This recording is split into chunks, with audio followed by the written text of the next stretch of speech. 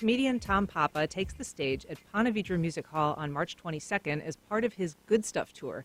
Good morning, Tom Papa. I want to thank you for not canceling on us. I've seen your bit on canceling, and I know from personal experience that canceling can be really satisfying.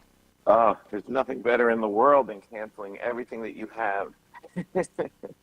You have had a long and storied career. You've got great specials on Netflix. You've acted in film, TV. You've got an amazing podcast. Talk a little bit about just sort of the nature of your humor and how you're able to spread it across so many mediums.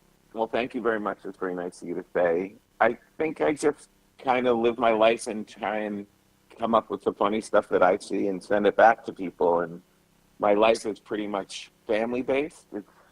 I come from a big family. I made a big family, and I find families are like this little microcosm of the bigger picture. It's like anything that goes on in your house, any arguments you have, anything that drives you crazy, everyone can relate to it, and it's what I love to talk about.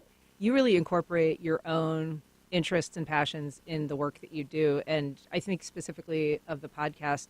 For people who may not have heard it, describe a little bit what the conceit is of the Breaking Bread and why that's something that you personally, are very interested in.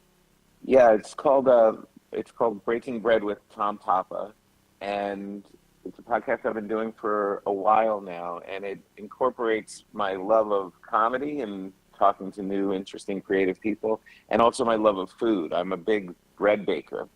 I started baking bread about 8 years ago and making sourdough bread, and I really got into it, and I found that every time I sit with somebody or give the bread to somebody, they would open up.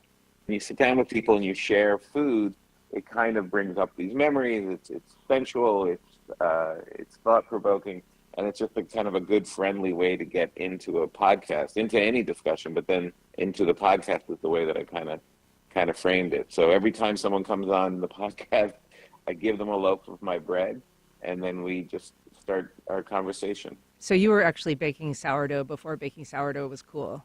Yes, 100%. When the pandemic hit and all these people started baking bread, I felt like someone who was into a band in the early days, and then they became popular. I was like, you guys, I was there in the beginning. I'm a real fan. That's how I felt with the bread. I was like, as soon as the stores open up, you're all going to go buy your bread again, and I'll still be baking. So what is your current tour like? What can people who come to see you in Ponte Vedra at the concert hall there expect to see? It's just a really good time, and I kind of feel like I feel like it's a great escape from what's going on out in the world. I mean, we have lots of places where you can listen about politics and horrible news and all of the anxiety of modern day life, but I've been saying recently that I feel like when you come to my show, it's like you've been at a party and it's really getting loud and a little out of control. And you know how you wander away from the party down the hall just to catch your breath, and you go into that room where they keep all the coats? That's how I feel like my show is. You come in, you're with good people, you have a good time, and you catch your breath before you go back out to your life. I actually have a lot of memories of going into the coat room to sleep, like at adult parties. People go into the coat room these days to kind of check their phone. So they're just doing this now not to check their phone, but to actually have a little time away from the insanity. Yeah, exactly. There's something magical about the coat room. So you've done writing for New Yorker magazine, which is just such an aspiration for so many people in the world. How does doing that kind of content differ from, I don't know, writing books, producing stand-up, the other stuff that you do? Yeah, it's interesting. I think it's all funny. It's all humor-based. But there are definitely things that I find, topics and things I want to talk about that go into the stand-up act. Those are like kind of shorter, more punchier things. And then things that go into the books, which you can kind of expand a little bit more on. And the New York articles are closer to the books than they are to the stand-up. I mean, they have to be funny, but you also stretch it out a little bit more.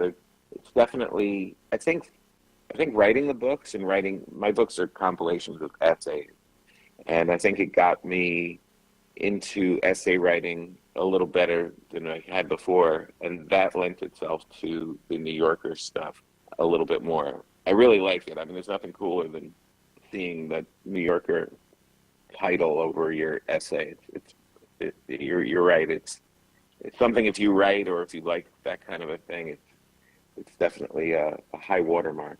Sure, just seeing your name in that typeface, I think would be pretty Yeah. exciting. Yeah.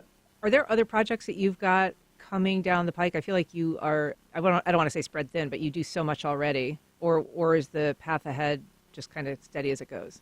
Yeah, I just kind of take it as it comes. I'm working hard on this stand up right now. I'm doing a lot of dates on tour because this is all leading up to the next taping of my next Netflix special in June.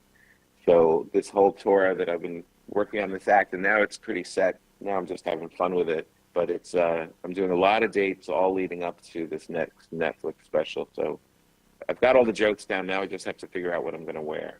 Oh, awesome. Well, whatever your sartorial choice, we'll be glad to see you when you get here Friday, March 22nd. You can see Tom Papa at the Ponte Vedra Concert Hall. Tickets are still available.